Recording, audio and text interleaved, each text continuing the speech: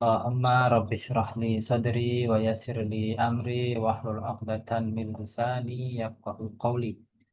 Allahumma ya Rahman ya Rahim. Allahumma ya Rahman ya Rahim. Allahumma ya Rahman ya Rahim. Allahumma zidna ilman fazidna bihi minka qurban wa hubban ya Rahman ya Rahim. Ya Rahman ya Rahim. Ya Rahman ya Rahim. Ah, Malam ini kita akan melanjutkan pembahasan masih tentang konsep wujud ya, masih mengenai konsep wujud. Konsep wujud ini bisa dibilang sentral banget ya dalam sejarah filsafat Islam. Bisa dibilang ini core of the core-nya ya. Sejak siapa Al-Farabi, kemudian nanti Ibn Sina, kemudian seterusnya mungkin minus eh, apa minus para mutakallimun ya yang bagi mereka nggak terlalu gimana-gimana ya, tapi ya tetap penting juga. Dan minus Suhrawardi mungkin ya yang dia lebih menekankan mahiyya kayaknya, tapi pada umumnya nanti para sufi juga menekankan konsep wujud ya. Nah, di kita konsep martabat tujuh, kemudian manunggaling kawula Gusti dan seterusnya itu ya itu sebenarnya mengenai wujud. Nah, tetapi kita biasanya jarang merefleksikan wujud sebagai konsep. Kita berbicara tentang wujud itu maksudnya apa sih gitu ya. Nah, itu jarang kita bicarakan. Dan di filsafat kontemporer pun juga jarang yang membicarakan ini karena semuanya sudah bisa dibilang terkena ajiannya Immanuel Kant ya, bahwa wujud itu tidak menambah apapun gitu. Sehingga kemudian yang lain, para filsuf setelahnya menganggap serius, menerima serius, ya kecuali mungkin para Thomis ya. Nah, tapi apapun filsuf setelahnya, mungkin kecuali Heidegger ya betul. Heidegger dan para eksistensialis, mereka kemudian jarang lagi berbicara mengenai wujudnya. Nah, tapi ya tadi Heidegger, kemudian para eksistensialis, terutama Sartre ya, eh, kemudian siapa para Thomis ya, maksudnya para penerus Thomas Aquinas di Barat, nah mereka terus berbicara tentang wujudnya. Para filsuf Muslim yang masih setia pada filsafat Islam klasik ya, seperti Nasr kalau yang ada di Barat, juga masih bicara mendiskusikan banyak tentang wujud ya. Nah, tetapi para pemikir, saya lebih suka menyebut pemikir ya, bukan filsuf ya. Orang seperti siapa Arkon, Fazlur Rahman, kemudian Abid Jabiri yang mereka lebih banyak bicara mengenai apa eh, Islam tapi pendekatan modernis dan paling ya sosiologis gitulah ya. Nah, mereka jarang lagi, mereka ya hampir seperti punya anggapan yang berurat berakar gitu ya, yang mereka seperti anti metafisika gitu, ya. Jadi mereka jarang sekali kemudian bicara metafisika sebagai apa? Sebagai filsuf ya, atau sebagai pemikir. Nah, tapi ya apapun, ini sangat penting kalau kita mau memahami tradisi intelektual Islam dan kalau kita juga masih mau mengembangkan, mengadopsi dan mengembangkan apa mau memahami secara mendalam hakikat hakikat ya keberadaan ya hakikat ketuhanan, memahami hubungan antara Tuhan dan manusia. Nah, itu kita mau nggak mau kita mesti memberi perhatian yang cukup kepada masalah wujud ya. Termasuk diantaranya masalah ini universitas wujud ini. Dan Imam Razi dalam syarah isyarat itu bilang ini adalah termasuk salah satu pembahasan yang penting dalam ilmu. Saya lupa dia menyebut apa ya, mungkin dalam masalah tauhid ya. Kalau tidak salah dalam masalah tauhid. Nah, dia bilang dan karena itu kita perlu memberikan penjelasan yang memadai kata beliau di dalam syarah isyarat wa tambihatnya.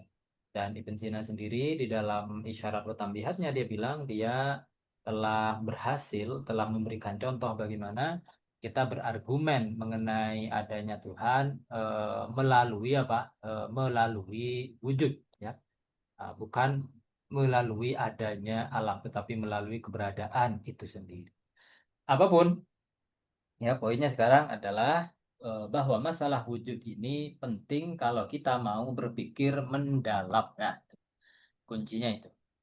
Ya. Kalau mau cukup berpikir cetek, ya udah nggak apa-apa juga. Tapi tidak usah mengolok-olok apalagi apa gitu ya, kepada yang mau berpikir, mau memikirkan masalah ini dengan lebih mendalam. Oke. Di pertemuan-pertemuan sebelumnya kita sudah membahas masalah universitas wujud, bahwa wujud itu bermakna satu. Para filsuf pada umumnya setuju dengan dengan pernyataan tersebut, dan juga para teolog, ya, pada umumnya setuju dengan pernyataan bahwa term wujud itu mempunyai satu makna yang berlaku secara sama kepada semua instansinya, kepada semua referennya. Oke. Uh, apa di antara argumen, ya, yang diajukan untuk itu, ya, yang oleh Imam Razi kemudiannya dirumuskan bahwa wujud itu terbagi kepada dua, ya. Eksistensi itu ada dua, ada eksistensi yang niscaya, kemudian ada wujud niscaya, kemudian ada juga wujud atau eksistensi yang kontingent. Nah, pembagian itu ya harus sama dong, ya kan? Objek yang dibagi yaitu harus satu. Oke. Harus satu, baru kemudian dibedakan berdasarkan aspek tertentu. Nah, aspek itulah yang kemudian membuat banyak. Tetapi yang dibagi itu ya tetap ada di dalam hasil pembagian. Seperti misalnya seperti misalnya laptop, misalnya laptop, ya, laptop apa ini? Istilah laptop itu dia uniform, entah kepada dia berlaku secara sama, ya. Kemudian dibagi berdasarkan merek, misalnya Lenovo, kemudian Asus, kemudian apa macam-macam, berdasarkan merek pembagiannya. Tetapi definisi laptop, ya, hakikat kelaptopan berlaku secara sama kepada laptop, ya, Samsung misalnya, atau Asus atau Lenovo, ya. Kecuali kalian eh, fanatik, ya, kepada merek tertentu. Kemudian kalian akan menganggap bahwa laptop itu ya MacBook, kalau yang lain itu tiruannya MacBook misalnya, itu kalian udah fanatik gitu, ya. Jali ada, ya nggak? Itu udah masalah lain itu, ya. Tapi definisi dari sesuatu yang dibagikan itu berlaku secara sama kepada hasil-hasil pembagiannya. Oke. Nah, konsep wujud juga demikian, atau eksistensi, ya. Saat wujud dibagi kepada yang niscaya dan kepada yang mungkin, maka ya konsep wujud itu berlaku secara sama kepada yang niscaya dan kepada yang mungkin. Nah, itu diantara argumen yang mau menunjukkan bahwa makna wujud itu satu. Tapi ya, itu juga badihi, ya, cuman itu salah satu pengingat saja. Nah, sekarang kita akan melanjutkan apa poinnya yang saya mau sampaikan hari ini adalah bahwa ternyata masalahnya tidak sesederhana itu. Oke, enggak? Dalam sejarah kemudian masalahnya tidak sesederhana itu. Karena meskipun Ibn Sina menyatakan bahwa makna wujud itu satu, tetapi dia nanti punya semacam twist, ya. Yang kemudian agak runyam, ya. Jadi memunculkan perdebatan di dalam di dalam sejarah berikut. Oke, apapun sekarang, ya. Di antara para intelektual muslim, ya, para teolog Asy'ariyah seperti Ghazali dalam Tahafud, Imam Ghazali itu ngomong ontologi itu di Al-Iqtisad hampir enggak, ya. Maksudnya general ontologi, maksudnya, ya, ontologi umum.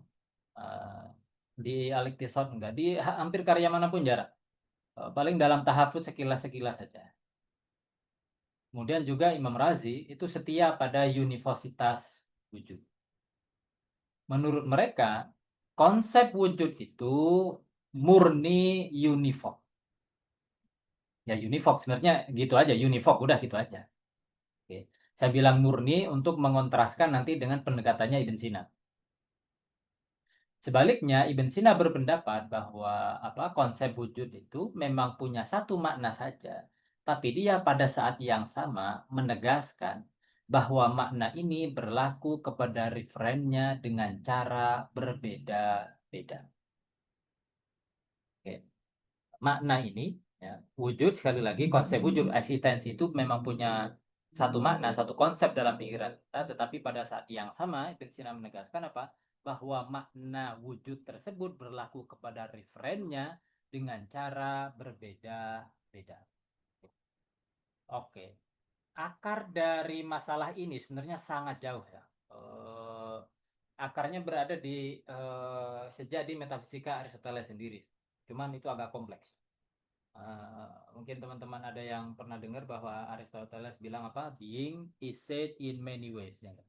Bahwa being itu dikatakan dalam banyak makna. Wah, sejak itu kemudian berkembang penafsiran-penafsiran, tetapi Ibn Sina yang pertama kali menegaskan secara tegas, merumuskan secara tegas bahwa konsep seperti wujud, kemudian aktualitas, kesempurnaan, kemudian kesatuan, itu semuanya analog bagi Ibn Sina. Oke. Berlaku secara analogi. Oh, nanti doktrin mengenai analogi wujud ini akan diwariskan dan dikembangkan dengan lebih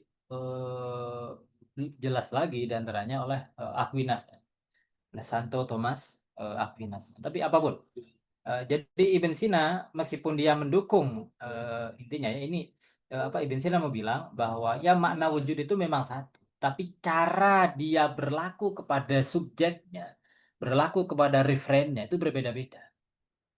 Perhatikan kata cara, oke? Caranya berbeda-beda. Nah, sekarang perhatikan dua pernyataan ini. Adi manusia, Johan juga manusia. Apakah predikat bermakna sama dalam dua proposisi tersebut? Sofia, ya, maknanya sama. Dan apakah Adi lebih atau kurang manusia daripada Johan? Tidak. Mereka sama-sama 100% manusia. Oke. Mereka sama-sama 100% manusia. Sekarang, perhatikan dua proposisi. Lampu terang, matahari terang. Apakah predikat bermakna sama? Betul, sama. Oke. Sama-sama terang. Oke. Eh, terang di sini maknanya sama. Membuat seseorang, oh dia pada dirinya sendiri bisa terlihat dan bisa menerangi yang lain. Itu kan terang ya. Atau minimal ya pada dirinya sendiri terlihat. Minimal itu. Kayak tohir dan mutohir itu ya. Pada dirinya sendiri suci dan kemudian bisa menyucikan yang lain. Tapi eh, ya mau nggak mau sih cahaya juga demikian ya. Seberapa redup pun cahaya selalu menerangi ya paling tidak kegelapan di sekitarnya lah ya. Nah, itu artinya terang. Ya, dia bisa dilihat dengan sendirinya. Karena itu adalah sifat dari cahaya. Jadi dalam hal ini lampu terang dan matahari terang, terangnya ini bermakna sama. Sekarang guru, dia meneruskan. Tetapi apakah terangnya lampu dan matahari sama? Ya. Apakah terangnya lampu dan matahari sama? Tidak. Oke. Karena matahari lebih terang, sedangkan lampu dibandingkan dengan matahari kurang terang. Oke. Nah, jadi, nah, kata si guru ini, matahari dan lampu sama-sama terang, tapi terangnya tidak sama. Nah, ini perhatikan, ini agak permainan kata ya. Matahari dan lampu sama-sama terang, tapi terangnya tidak sama. Oke nggak? Nah, betul juga, kata Sofia. Tapi kenapa terasa janggal ya? Kok janggal ya? Sama-sama terang, tapi terangnya tidak sama. Oke. Ini kan sekilas jadi kayak kata univoc ya kalau demikian. Misalnya seperti warna. Warna terbagi kepada hitam dan putih dan kuning misalnya. Itu sama-sama warna, tapi warnanya tidak sama, ya nggak? Nah, Misalnya siapa tadi Johan dan Adi itu sama-sama manusia, sama-sama orang, tapi orangnya tidak sama, ya nggak? Itu kan modelnya univoc kan gitu. Tapi dalam makna manusia ya dia sama. Cuman orangnya sekarang berbeda-beda, ya nggak? Tapi makna ininya sama. Meskipun orangnya berbeda-beda, tetapi ya sama-sama masih apa 100% manusia. Nah, tapi kalau lampu terang ini ya memang masih sama-sama apa 100% ya terang juga, tapi level terangnya itu ini beda. Bisa kamu perjelas lagi kejanggalannya, kata guru. Sofia kemudian bilang, seakan matahari dan lampu sama sekaligus tidak sama dalam satu hal, terang. Ya enggak? Ini kan jadi kayak kontradiksi, ya enggak? Ini kan seakan-akan jadi kayak kontradiksi. Matahari dan lampu sama-sama terang, tapi terangnya tidak sama. Atau seakan matahari dan lampu sama sekaligus tidak sama dalam satu hal, terang. Betul, memang begitu kata Ibn Sina ya. Kata guru ya, Ibn Sina menyebut kesamaan itu berlaku dalam makna. Jadi sama ini dalam makna, kata Ibn Sina. Ini untuk melerai kontradiksi ini ya, maka harus diberikan aspek yang berbeda dong. Samanya di mana, tidak samanya di mana. Kalau sama dan tidak sama itu dalam satu aspek sekaligus jadi kontradiksi. Oke nggak? Jadi kontradiksi. Kalau kita mengatakan misalnya kopi ini pahit dan tidak pahit sekaligus, ya itu kontradiksi. Karena pahit dan tidak pahit aspeknya sama, rasa. Ya enggak?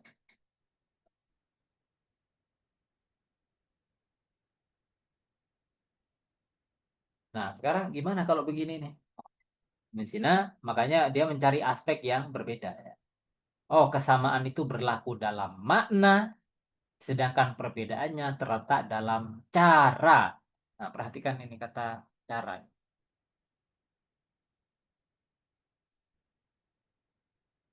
Saya lupa istilah dia.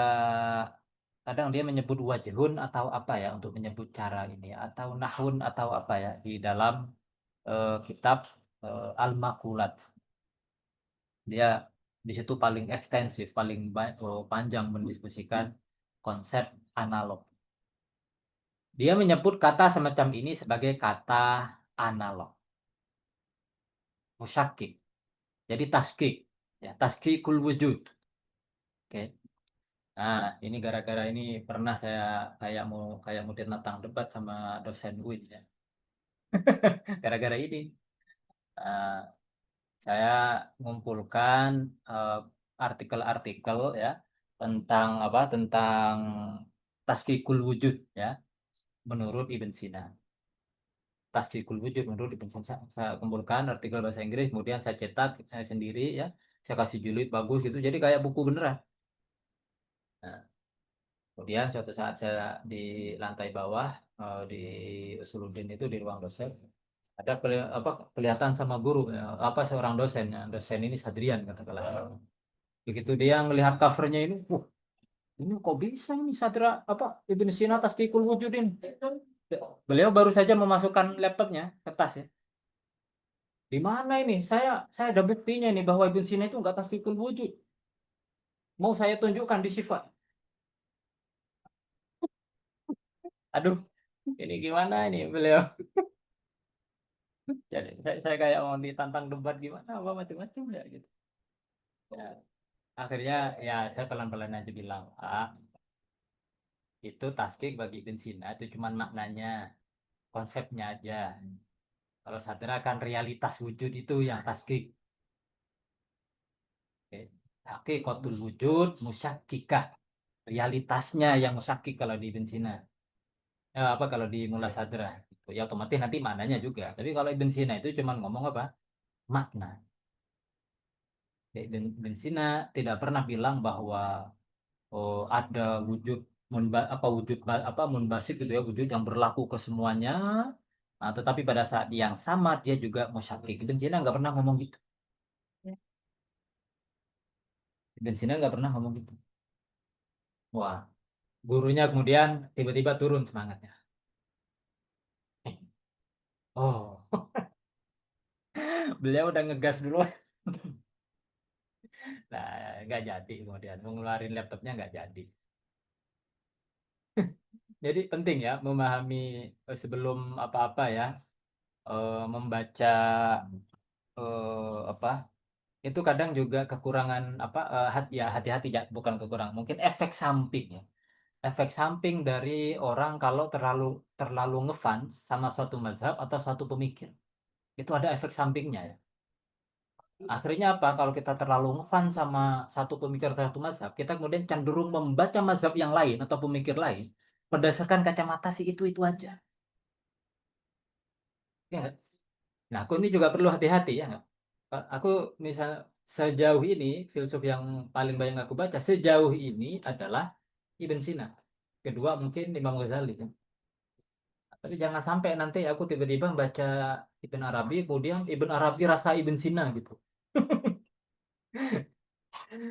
Eh, Meskipun murid-muridnya nanti memang kerasa agak begitu ya. Di Sadruddin Qunawi, Imam Abdul Razak Al-Kashani itu kalau kita baca tafsirnya, wah rasanya Ibn Sina banget. Tapi tetap distintif ya, tetap bisa dibedakan. Nah, cuman ya hati-hati kayak gini nih gara-gara kita mengklaim bahwa sadralah yang pertama kali bicara atas kikul wujud, tiba-tiba nanti kalau Ibn Sina bicara atas kikul wujud, jadi orang lain yang salah salah baca gitu. Hati-hati aja, hati-hati. Eh, Pak, jadi Ibn Sina bicara ini eh, dominannya itu dalam kerangka apa, dalam kerangka makulat ya, kategoris, dalam kerangka apa, kategoris. Memang nanti juga di metafisika dia bakal sebut lagi apa, taskik. Tapi sekali lagi kuncinya tadi itu. Ibn Sina terutama ngomong taskik itu dalam konteks mafhum, konsep.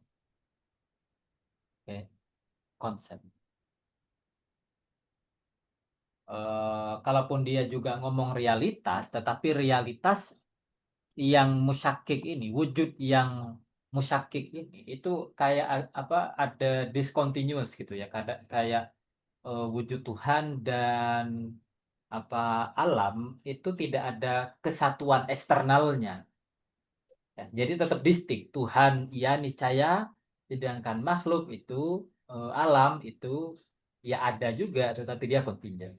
Dan pembedaan ini strict banget di Ibn Sina. Beda nanti dengan di Mula Sadra. Ya, beda nanti di Mula Sadra. Dia juga sudah banyak terpengaruh oleh mazhab Akbari ya.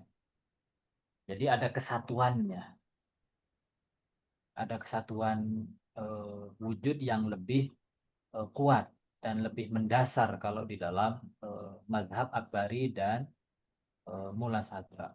Apapun lah, jangan terlalu pusing dengan itu sementara ini. Poinnya adalah bahwa yang mau aku tekankan adalah bahwa Ibn Sina saat mendukung universitas wujud itu, dia tidak, bagi Ibn Sina itu tidak murni uniform. Oke. Dia tidak murni uniform.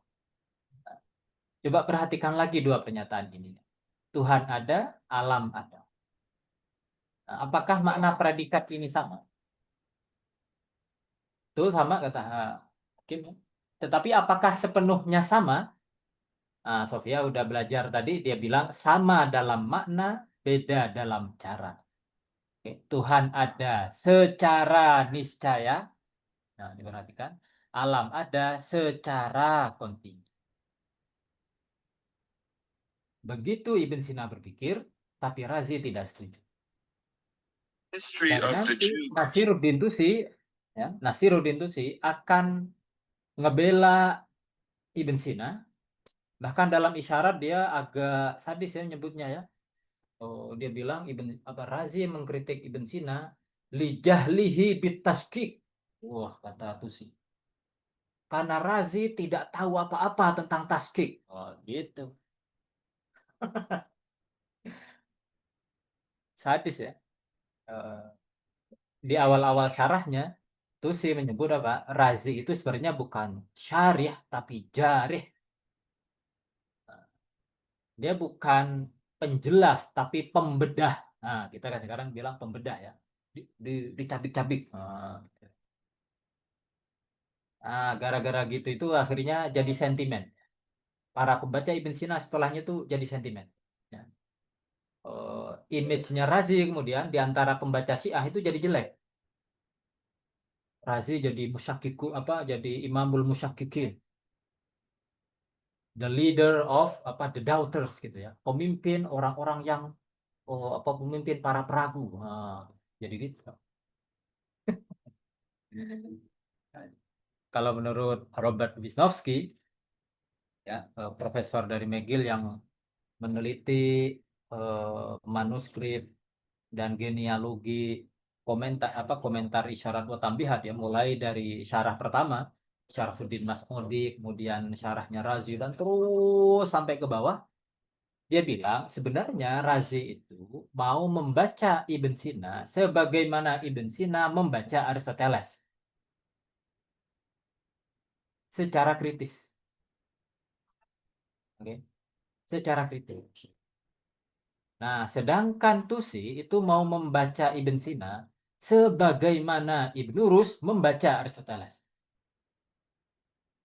Oke. Jadi kalau Ibn Rus itu adalah Aristotelian garis keras atau garis lurus, nah, Nasiruddin Tusi adalah Sinawian garis keras atau garis lurus. Kalau kata siapa Robert Wisnowski. Tapi memang efeknya jadi gitu ya. Dulu aku jadi agak gimana gitu ya ke Imam Razi. Tapi kalau dipikir-pikir ya juga ya. Kalau argumennya dipertimbangkan dengan kepala dingin ya masuk akal juga gitu. Bentar, saya mau ngecas dulu ya.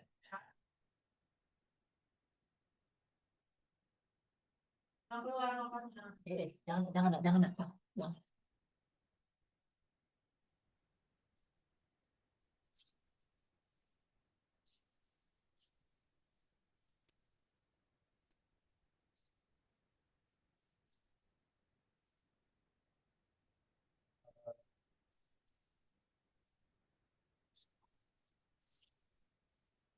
Oke.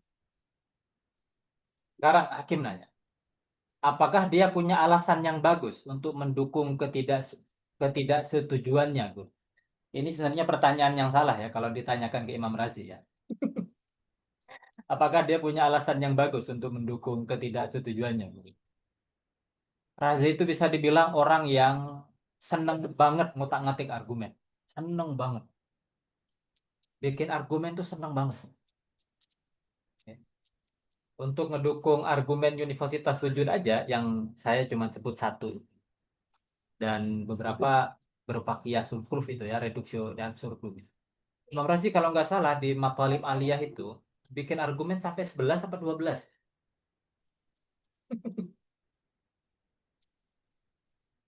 Eh, jadi dia senang banget pokoknya ini argumen. Di tafsir apa Mafatihul Ghaib misalnya. Saat dia ngebahas yas'alunaka anir ruh. Kulir ruhu min amri rabbi. Nah, ruh itu menurut dia adalah substansi yang imaterial. Ya, mazhabnya Ibn Sina. Kali ini dia setuju dengan Ibn Sina.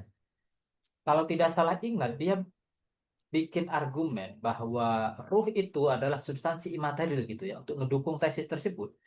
Kalau nggak salah dia bikin 16 apa 20-an argumen. Dia seneng banget gitu. Jadi kalau pertanyaan ini diajukan ke Razi, sebenarnya salah alamat pertanyaan. Dia belum pernah baca Razi berarti. Apakah dia punya alasan yang bagus untuk mendukung ketidaksetujuannya? Guru jawab tentu dia punya. Atau setidaknya dia pikir dia punya alasan yang bagus. Ingat satu argumen pendukung Universitas Wujud di atas. Yang tadi sudah saya singgung ya. Bahwa wujud itu dibagi kepada yang niscaya dan kepada yang mungkin. Dan pembagian itu apa?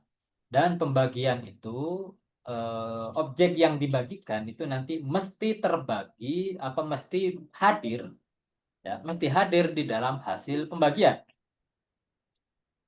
Oke nggak? Mesti hadir di apa mesti hadir secara full, secara sama di dalam hasil di dalam hasil pembagian. Ya kayak tadi misalnya warna dibagi kepada hitam, putih, kuning, merah dan seterusnya. Nah, definisi warna hadir di dalam putih, di dalam hitam, di dalam kuning, di dalam merah secara sama.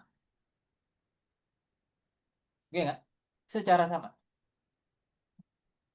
Nah, itu artinya uniform. Hitam itu tidak lebih berwarna daripada putih. Pun kuning itu derajat warnanya tidak 100% gitu ya. Sedangkan merah cuman misalnya 80% gitu tingkat warnanya enggak. Secara logis ya, secara logis itu sama.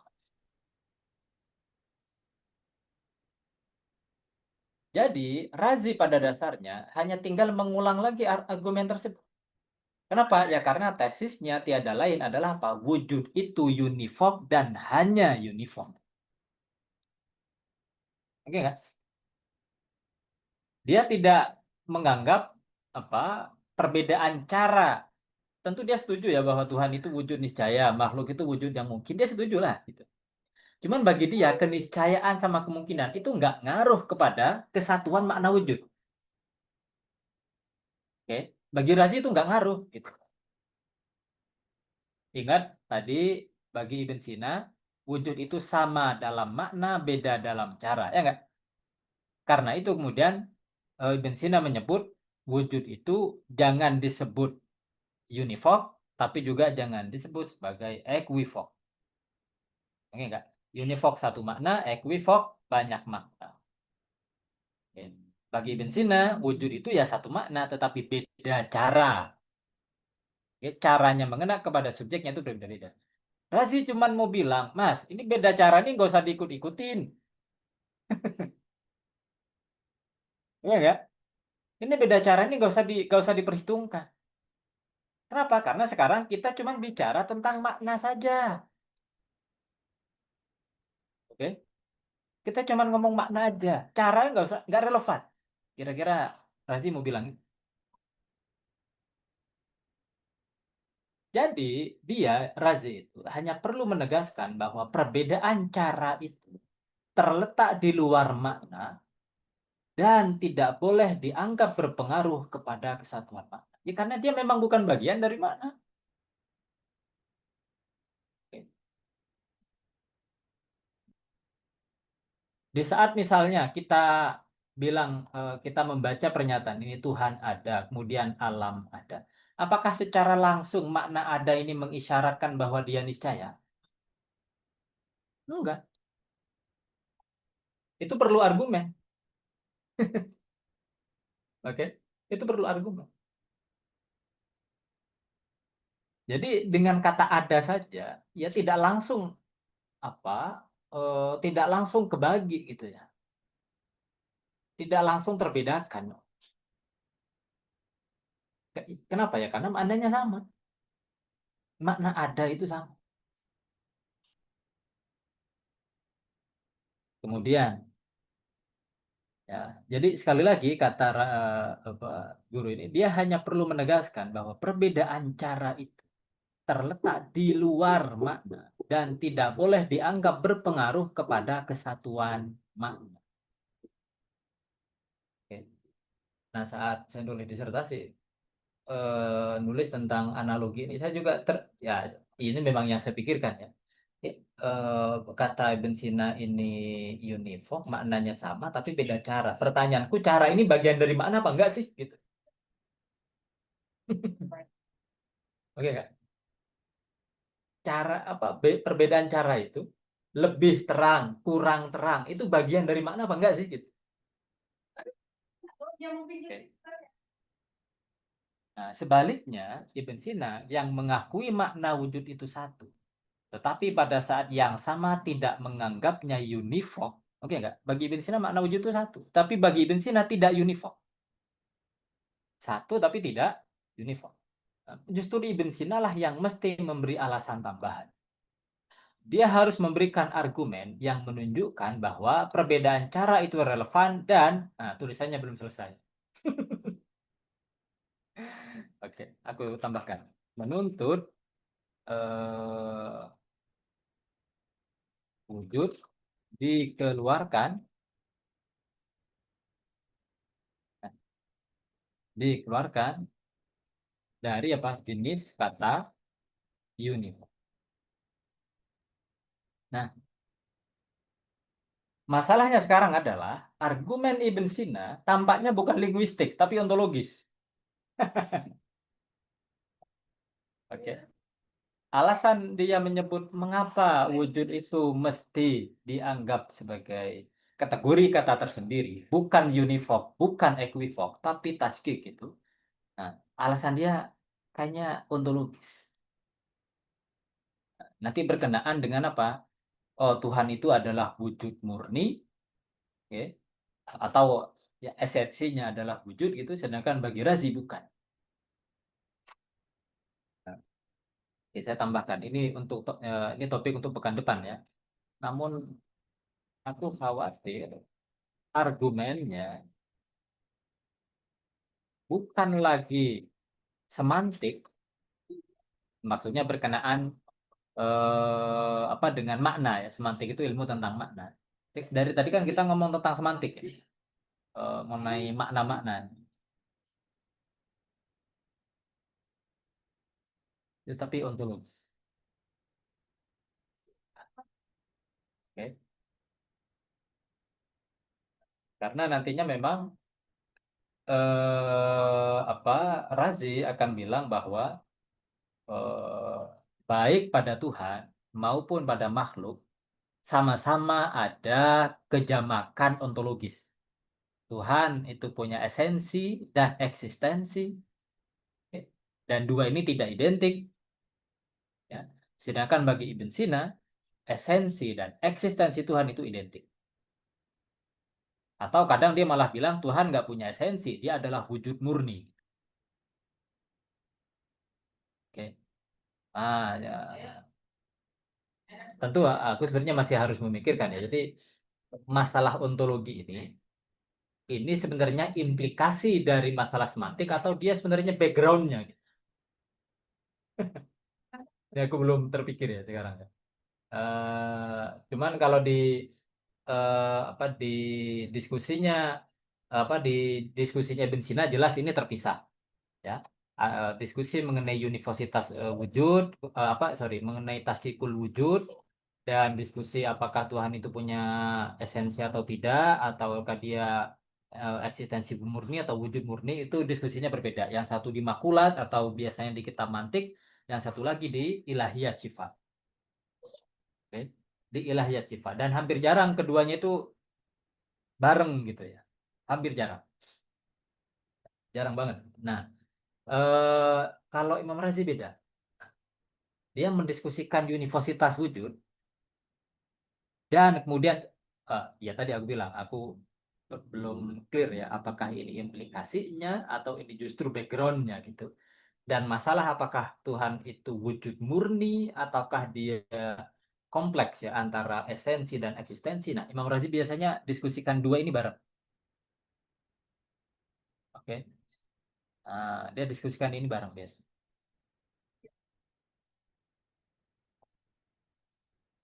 Oke, aku tambahkan ya. Jadi ini untuk teologis, yakni berkaitan dengan masalah apakah Tuhan itu terdiri dari wujud dan maya atau apa eksistensi dan esensi atau dia adalah wujud murni, eksistensi murni gitu. Atau apa? Atau setidaknya esensi dan eksistensinya identik.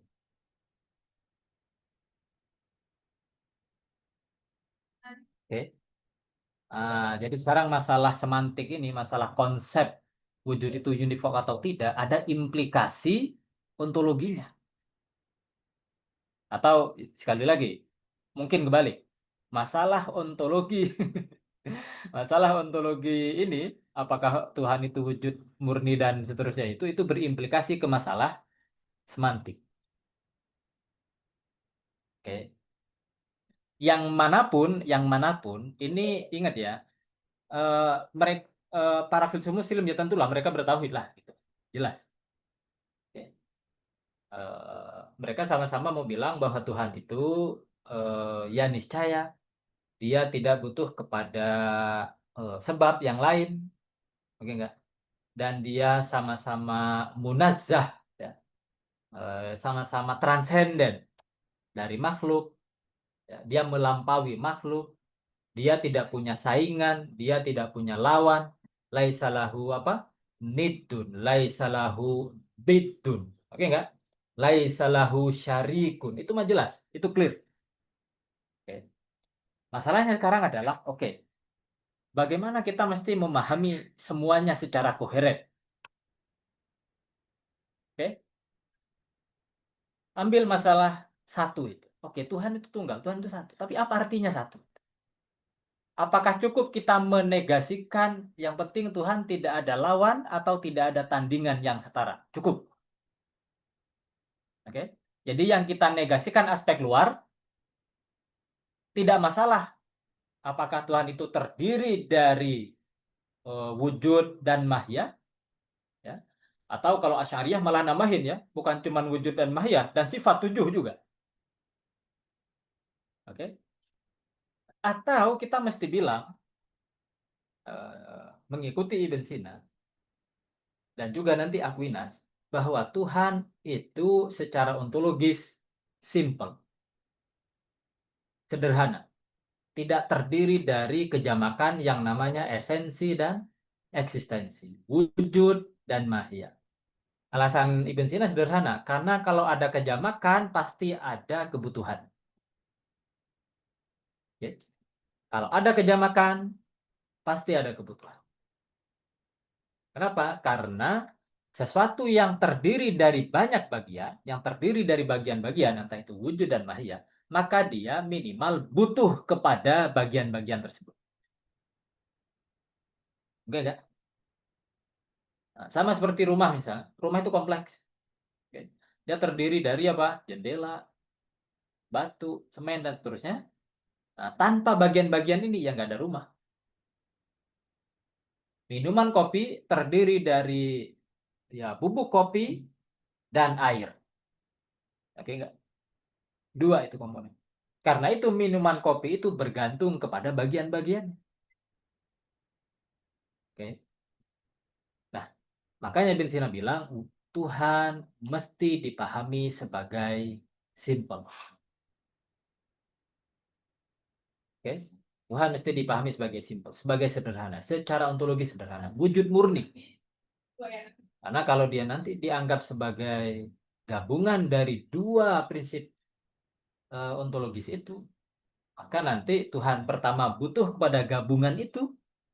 Dua, dia juga bakal butuh kepada sebab lain di luar dirinya yang menggabungkan dua. Oke enggak?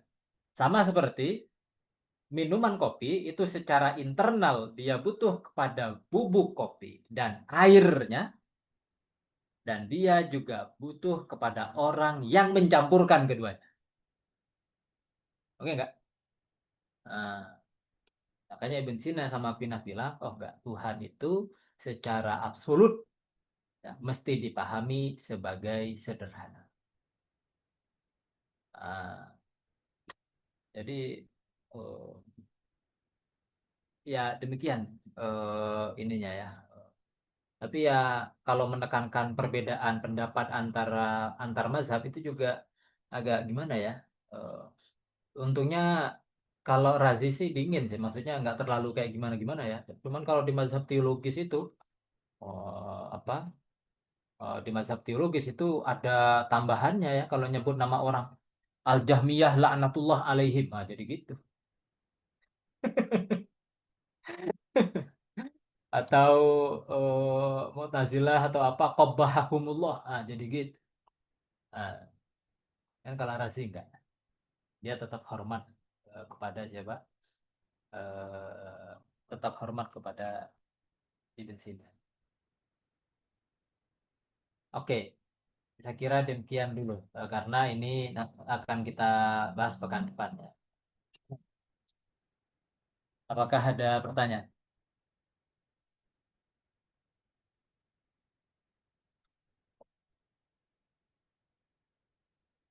Pak, Ya, silakan. eh, saya mau nanya, Pak. Orang yang, mohon maaf ya, Pak. Sorry.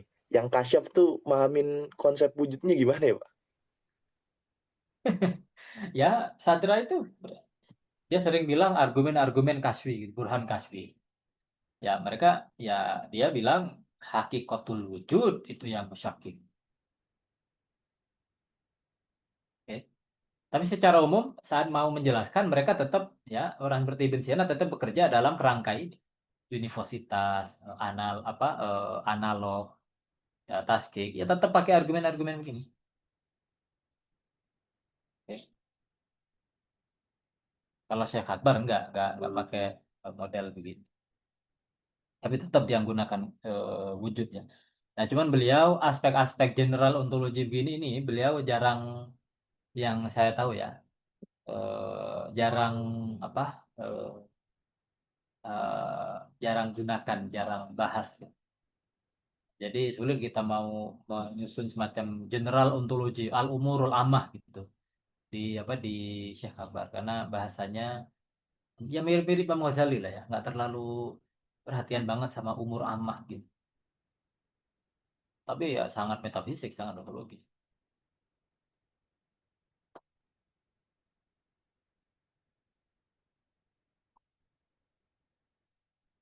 Oke, apakah ada pertanyaan lain? Pak, itu terlepas dari masalah semantik, mutakalim dari Asy'ariyah itu nerima gradasi wujud secara ontologis nggak, Pak? Terus kalaupun emang nerima gitu, apakah gradasi wujudnya ini sifatnya juga yang kontinu kayak di Masya'i gitu, Pak? Bentar, bentar. Kamu bilang tadi menerima kontinu gimana? Gradasi wujudnya yang kontinu gitu, yang kayak digambarin kayak Sadra atau di Masya'i gitu Oh, kan. enggak, enggak. Mutakalimun pada umumnya menegaskan tanzih ya. Mutakalimun itu rebutan tanzih ya. Dan mereka mau lari dari tasbih, menyamakan atau menegaskan aspek kesamaan atau bahwa ya kesamaan atau identitas ya antara Tuhan dan makhluk. Enggak, mereka sangat apa? eh, menjauhi deskripsi deskripsi yang tasbih gitu. Jadi hampir tidak ada titik temu sama sekali antara apa? Tidak ada tengahnya antara qadim sama hadis itu nggak ada tengahnya. Sebagaimana wujud dan adam itu nggak ada tengahnya, ya qadim dan hadis juga nggak ada tengahnya gitu. Kalau bagi Asy'ariyah. Jadi tidak ada kontinuitas, hampir tidak ada kontinuitas. Separasi total, separasi ontologis total antara ini yang saya pahami ya, antara yang qadim dengan eh, yang hadis. Ya, cuman kalau separasi total kayak gitu, kemudian tentu pertanyaannya adalah gimana ceritanya yang hadis muncul dari yang qadim itu gimana? Oke enggak? Nah, Ibn Sina menegaskan apa caranya itu melalui faid ya, melalui emanasi.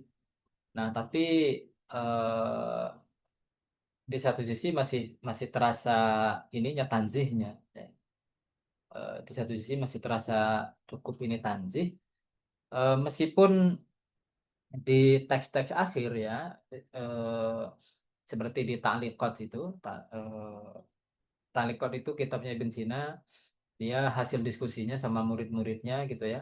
Tapi itu nyampur sebenarnya. eh, dan agak sulit dipisahkan mana yang komentarnya Ibn Sina, mana komentarnya murid-muridnya ya. Ta'liqat dan Al-Mubahasat ya. Eh, di situ kadang eh, di apa aspek kontinuitas antara Tuhan dan makhluk itu kayaknya ada gitu ya. Cuman itu masalah lain ya. Eh, dia kadang soalnya pakai apa simbolisme yang sering dipakai para Neoplatonis ya untuk untuk menjelaskan hubungan antara Tuhan dan makhluk ya. Ya, simbolisme cahaya. Nah, cahaya itu ya kan ya nyambung tapi juga beda gitu ya. Antara terang ya ini lampu terang matahari terang ini ya atau terangnya matahari dan terangnya apa sinar yang sampai ke kita itu kan ya di satu sisi kontinu tapi tidak kontinu ya di satu sisi sama tapi tidak sama sekaligus gitu dan seterusnya. Tapi kalau para teolog pada umumnya nggak mereka rebutan tanzih. Iya itu Pak, maksudnya tadi kalau dia menerima ada pembedaan niscaya mungkin gitu, tapi dia nggak nerima gradasi wujud yang kontinu gitu. Terus apa namanya sistem kosmologinya apakah antara wujud niscaya sama mungkin itu apa cuman ya udah bila kaifa atau gimana itu? Iya sampai sampai di situ mereka pada umumnya bila kait. Mereka pada umumnya bila kait. Udah nyampe di level itu udah. Oke. Dan problem penciptaan itu kata Imam Ghazali dalam Maqasid ya.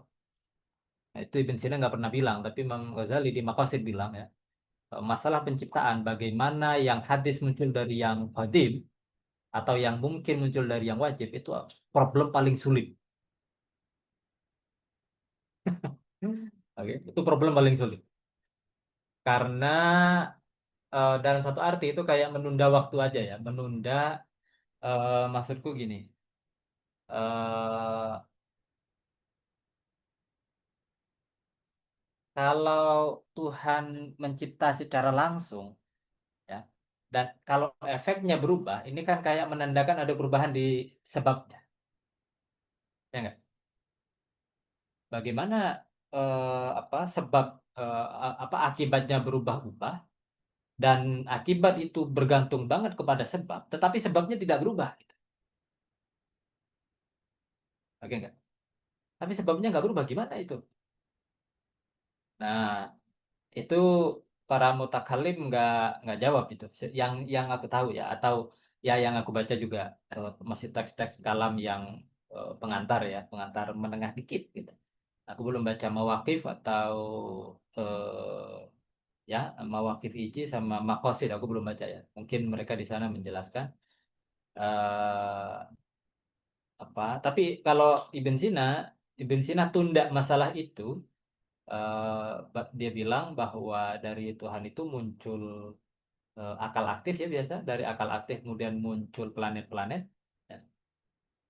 Baru kemudian eh, apa planet-planet itulah nanti yang bakal berpengaruh kepada segala kejadian yang di bawahnya. Tetapi planet-planet itu sendiri itu tidak punya permulaan. Oke. Alam atas itu alam atas itu abadi, qadim dan qadim zamani. Ya. Secara secara temporal dia tidak ada permulaan. Oke.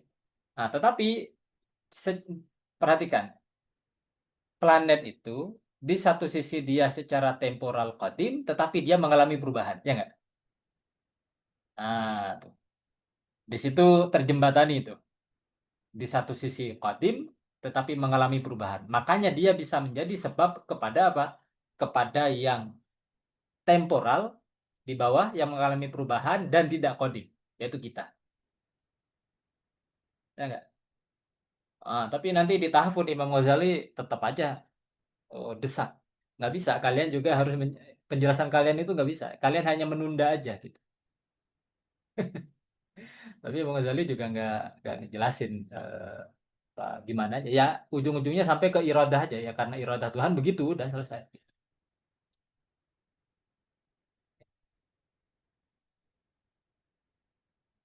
Tentu ini gambaran besar ya. Untuk eh, lebih rinci lagi kita perlu baca pelan-pelan itu teksnya Imam Ghazali, Tahafut maupun Al-Iqtisad. Oke, silahkan, Pak. Pak, sifat zat atau sifat Tuhan itu kan bukan dari Tuhan itu sendiri atau bukan dari zat itu sendiri. Bisa nggak dikatakan bahwa sifat itu adalah sifat zat itu adalah mahiyahnya Tuhan itu? Iya, sifat zat itu adalah mahiyahnya Tuhan, tetapi dilihat dari negasi-negasi tertentu. Oke, dilihat dari negasi-negasi tertentu. Maksudnya begini. Jadi sifat-sifat seperti ini yang membedakan sifatul zat, kemudian sifatul makna itu cuman di Asy'ariyah ya. Eh, karena kalau di teologi yang lain, aku nggak tahu kalau di siapa siapa Ibn Taimiyah dan ke atasnya ya, Ibn Khuzaimah sama siapa Imam Ahmad bin Hambal ya. Nah, karena kalau yang lain nanti entah menegasikan sifat sekalian atau mereka bilang sifat identik dengan zat, ya nggak? Pengetahuan identik dengan zat. Atau zatnya adalah pengetahuan itu sendiri, adalah kehendak itu sendiri, adalah kuasa itu sendiri gitu. Karena ya tadi karena mau lari dari kejamakan, mau lari dari kejamakan di dalam Tuhan, makanya mereka bilang sifat itu identik dengan zat. Tapi Asy'ariyah kan tidak. Asy'ariyah bilang sifat-sifat yang positif seperti mulai dari hayat, ya, hayat, ilmu, kemudian iradah, qudrah, kemudian sama, basor, dan kalam. Itu semua adalah sifat positif. Nah, sifat positif ini tidak identik dengan zat, oke? Tidak identik dengan zat, tetapi juga tidak terpisah. Oke? Tidak identik, tapi juga tidak terpisah. Beda dengan kehidupan kita. Kehidupan kita kan bisa terpisah di saat meninggal, misalnya. Oke, enggak? Pengetahuan kita, misalnya, memori kita, ya itu adalah sifat makna bagi kita, tetapi itu bisa terpisah. Oke? Nah, tetapi Tuhan tidak. Nah, bagaimana dengan sifat seperti qidam baqa mukhalafalil hawadisi qiyamuhu binafsihi wa dahniyah dan seterusnya itu? Itu disebut sebagai sifatul zat. Tetapi itu juga sebenarnya adalah apa? Sifat salbiyah. Oke. Itu adalah sifat salbiyah. Nah, sebenarnya sifat salbiyah itu ya bukan sifat, dia adalah negasi-negasi aja gitu. Maksudnya apa? Misal sifat qidam bahwa Allah itu qadim. Apa artinya Allah itu qadim? Ya zatnya tidak berawal. Nah, gitu. Bako artinya apa? Mengatakan Allah itu baki. Artinya apa? Itu artinya mengatakan zat Allah itu tidak berakhir. Wahdaniyat artinya apa? Itu artinya sama dengan mengatakan zat Allah itu tidak jama. Nah, kayak gitu.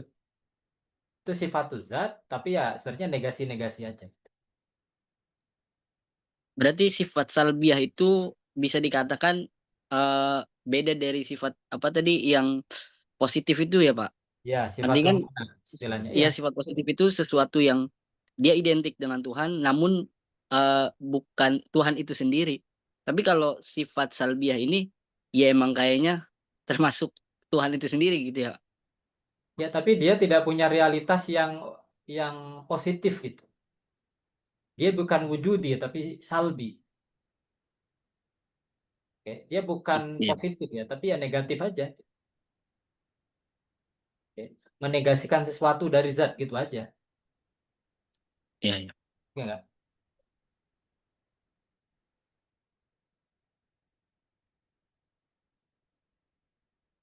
Itu namanya sifat salbiyah dan seterusnya. Tapi itu semua masih dalam kerangka tauhid ya.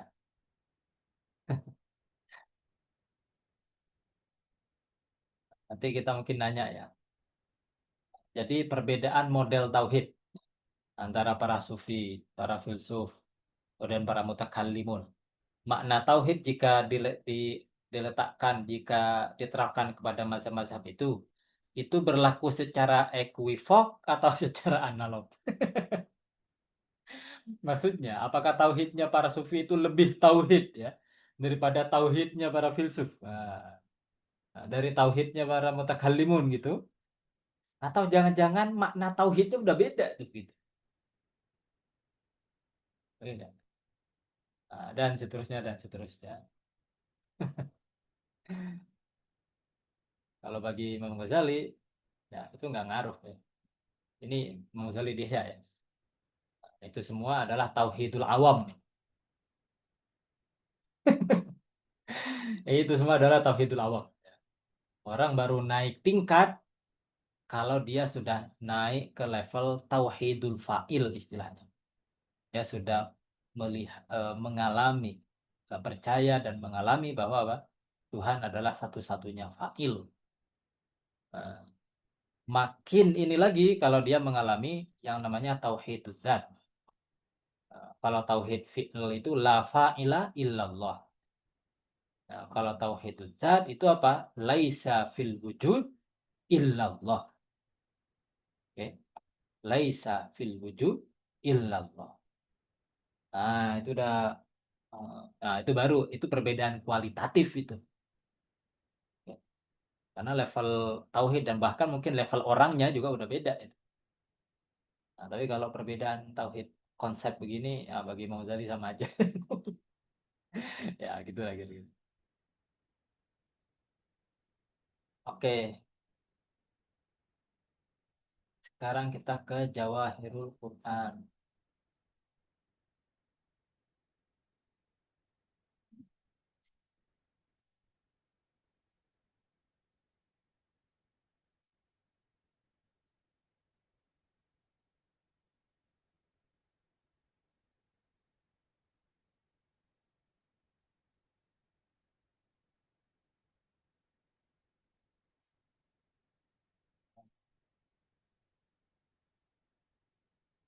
Kita masih ngomong ini ya.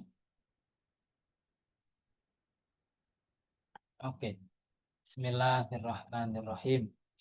Imam Ghazali apa berbicara mengenai bagaimana ilmu-ilmu Islam itu muncul dari Al-Quran. Ya.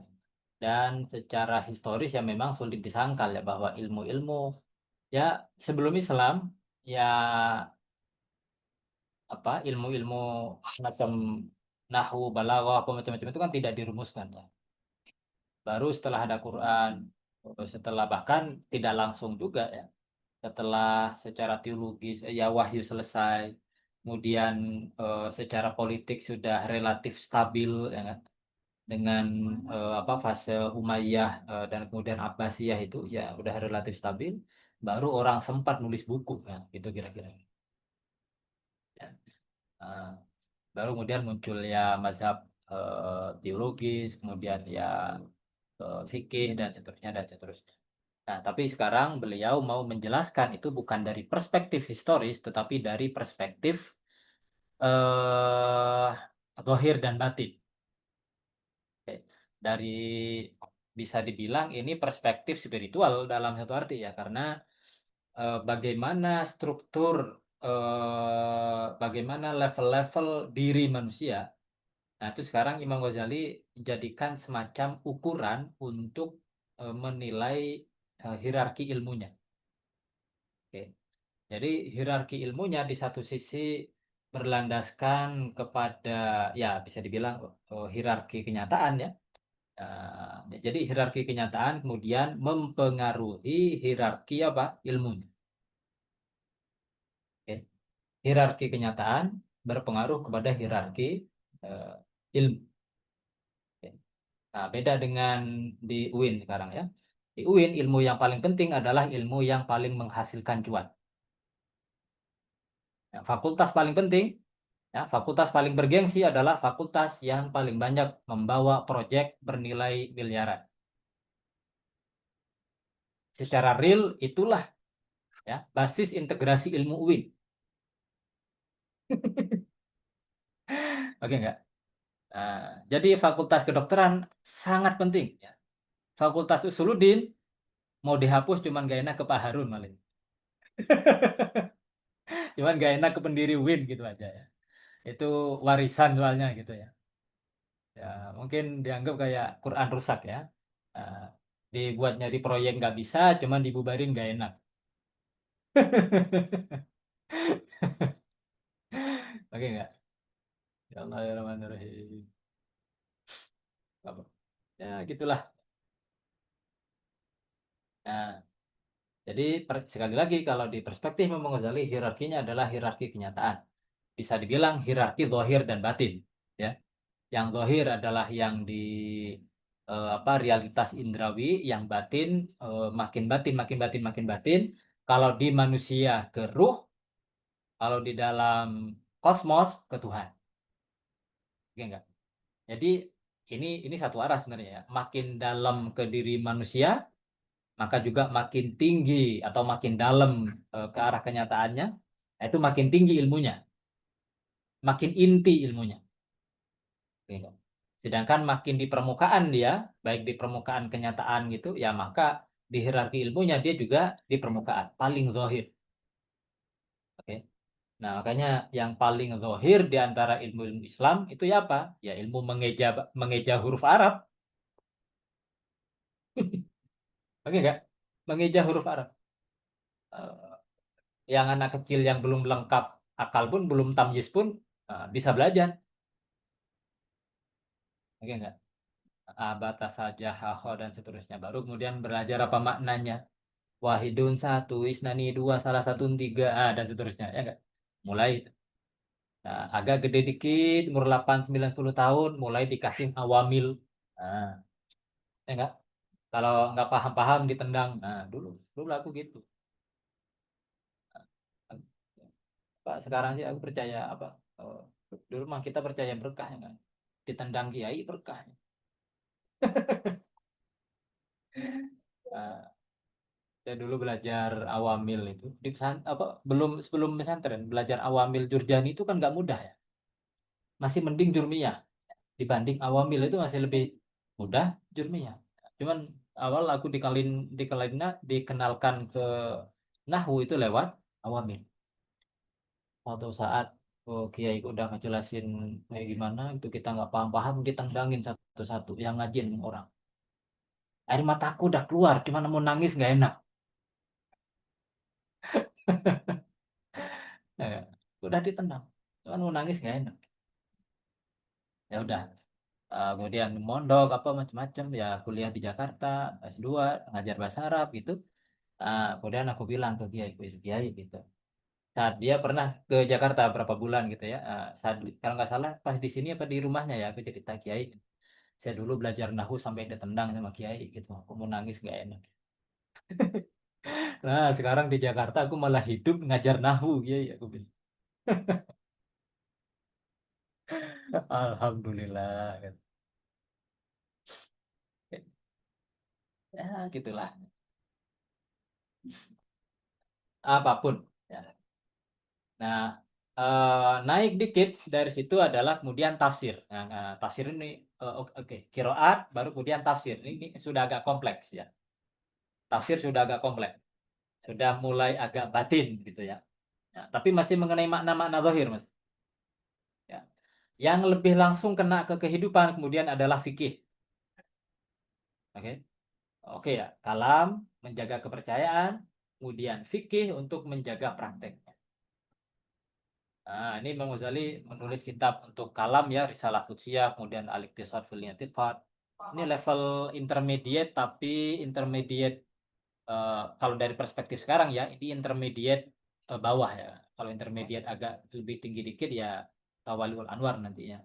Tapi apapun, ini udah level cukup tinggi ya Al-Iqtisad fil I'tiqad. Sedangkan untuk fikih oh ya, tahafud juga bagian dari kalam ya. Nah, kemudian untuk apa fikih, beliau nulis kitab ini yang paling kecil kata beliau ya, Khulasatul Mukhtasar. Aku sempat download paling kecil kata beliau tapi tebalnya 700 halaman di edisi tahqiq ya, Darul Minhaj. Nah, kemudian ada wajiz, wasit sama basit dan seterusnya. Nah,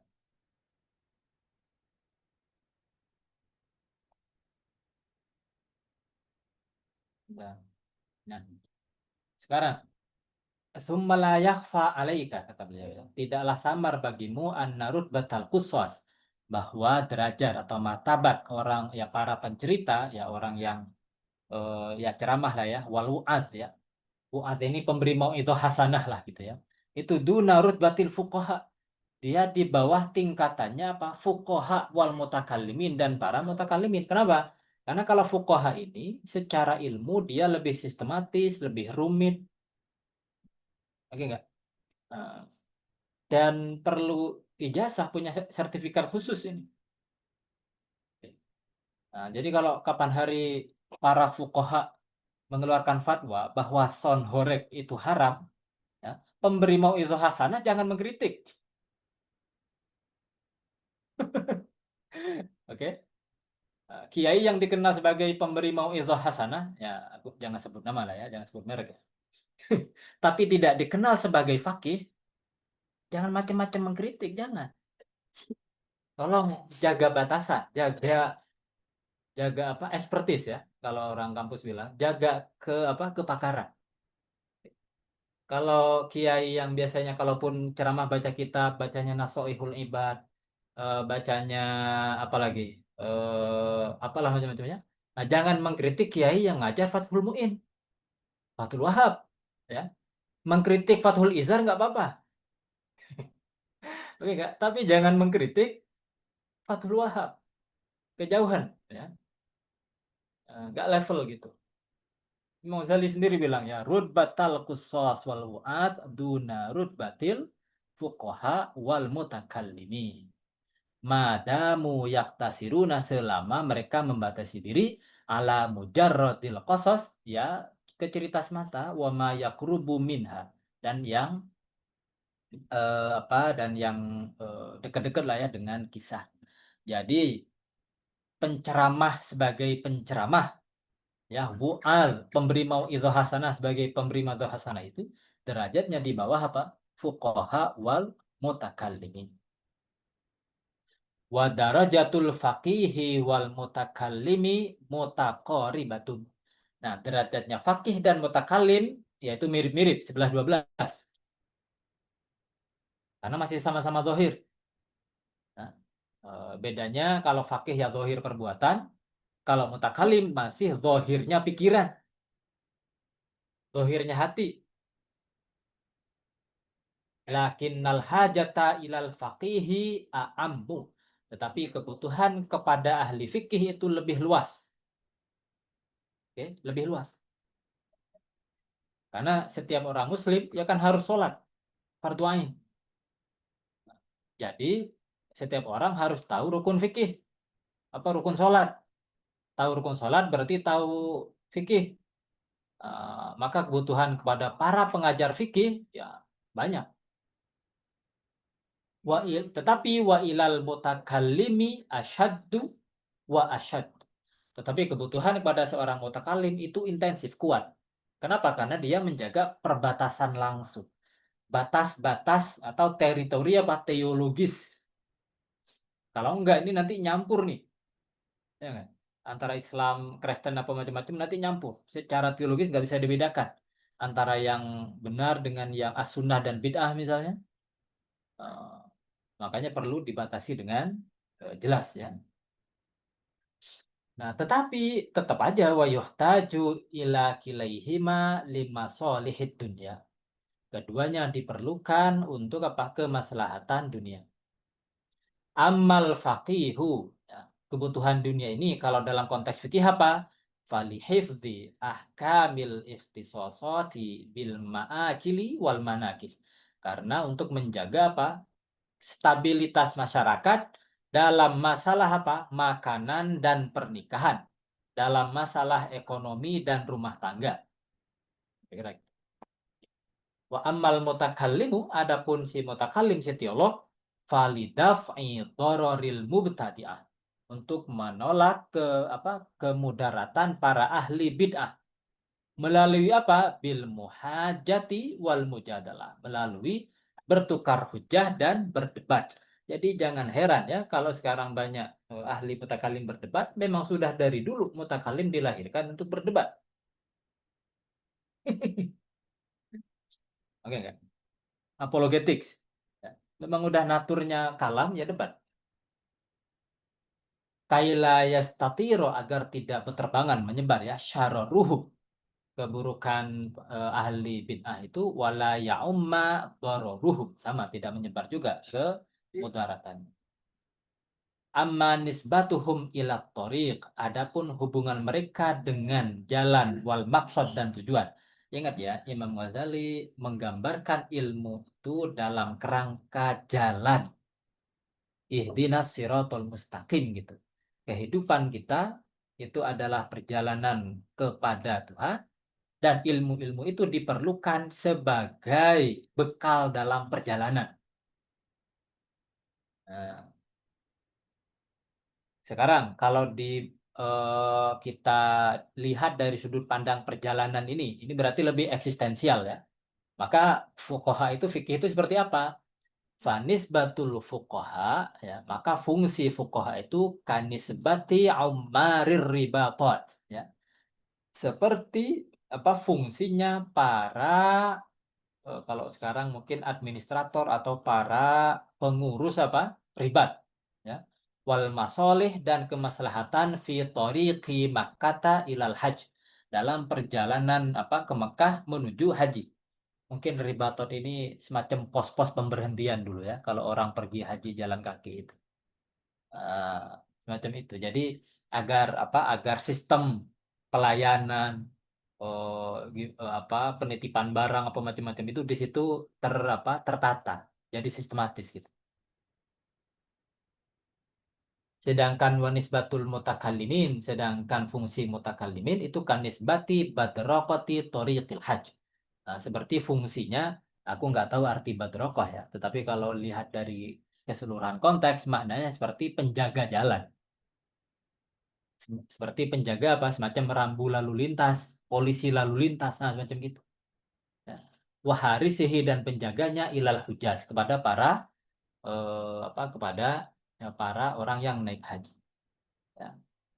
Jadi fahaula, mereka itu para ahli fikih dan mutakallimun itu, in adofu, apabila mereka menambahkan ila sinaatihim, kepada disiplin mereka, menambahkan apa?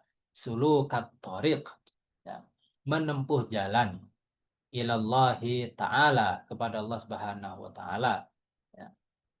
Menambahkan apa ya? Biqata'i aqabatin nafs, dengan menundukkan tantangan-tantangan ego atau nafsu, wan nuzu'i anid dunya, dan berpaling dari dunia, wal iqbali anallahi ta'ala, dan menghadap atau berdevosi, fokus, konsentrasi kepada Allah Subhanahu wa taala, ya maka fafadluhu, maka keutamaan mereka ala ghairihim, kepada selain mereka itu kafadul syamsi alal qamar, seperti keutamaan matahari terhadap bulan. Jadi kalau ada kiai lakoya ahli fikih, ahli kalam, dan mursyid lagi, wah itu fadli syams alal qamar. Cuman jarang sekarang ya. Biasanya fakih ya fakih aja, atau ya yang banyak sih fakih mutakalim combine. Banyak. Oke. Fakih dan mutakalim juga banyak. Tapi yang sekali tapi mutakalim juga kalau di Indonesia biasanya masih selevel Ummul Barahin biasanya. Ya. Selevel Tawali, apalagi sampai ke Mawaqif atau Maqasidul Kalamnya Taftazani, belum. Apalagi sampai ke level hakim gitu. Nah, itu belum.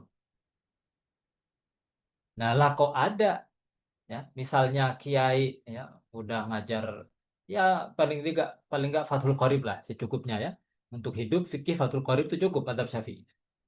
Udah gitu ngajar kalam, ya Al-Iqtisad fil I'tiqad, ngajar sampai ke Tawali, sampai ke misalnya apa Mawaqif, ngajar misalnya Ibn Sina Isyarat wa Tambihat, kemudian masih ngajar Fusus ya misalnya.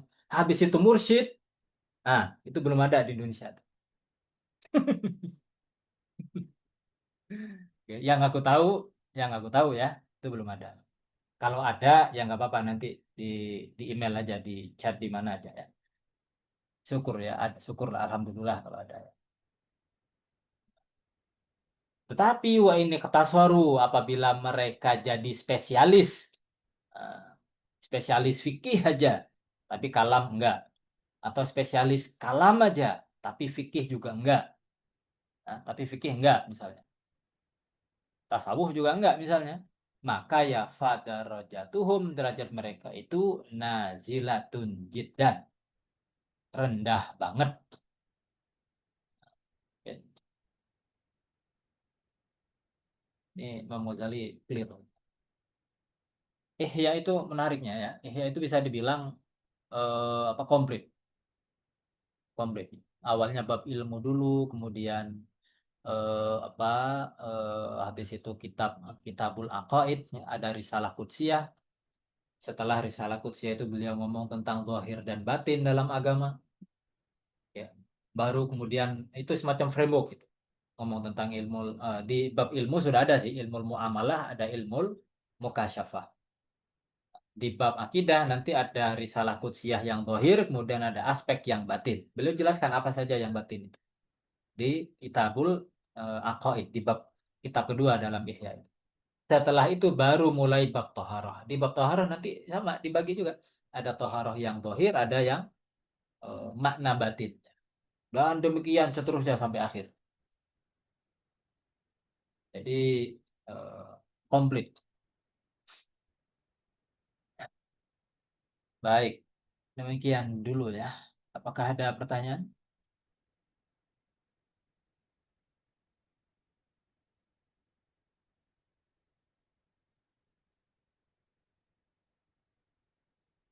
Oke, yang ini kayaknya cukup jelas ya dan nggak terlalu susah.